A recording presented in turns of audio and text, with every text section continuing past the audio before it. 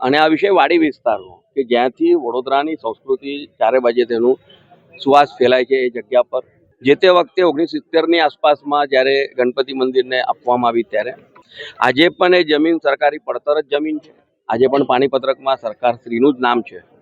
તબક્કાવાર પહેલા ગનોતિયા પોતાનું નામ દાખલ કર્યા અને ત્યારબાદ કેટલાક તત્વો દ્વારા બીજે કોઈક ઠેકાણે તેમનો પ્લોટ હતો તે પ્લોટ અહીં બતાવીને અહીંયા પણ તેમને અંદર ઘૂસવાની જ્યારે કોશિશ કરી અને આ વિસ્તારના અમારા પૂર્વ કાઉન્સિલર અને પાર્ટીના નેતા વિજયભાઈ પવારને વિશે ધ્યાનમાં આવતા તેઓએ જ્યારે અમને આ વિષયની જાણ કરી તો રાજ્યના ગૃહમંત્રીશ્રી અને માનનીય પ્રભારી મંત્રી શ્રી હર્ષભાઈ સંઘવી સાહેબને તેમણે રૂબરૂ મુલાકાત કરાયું.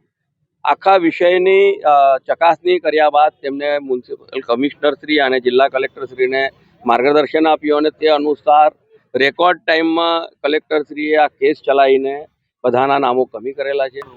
આ જમીન શ્રી ગણપતિ મંદિર ટ્રસ્ટના નામે આવેલ હતી.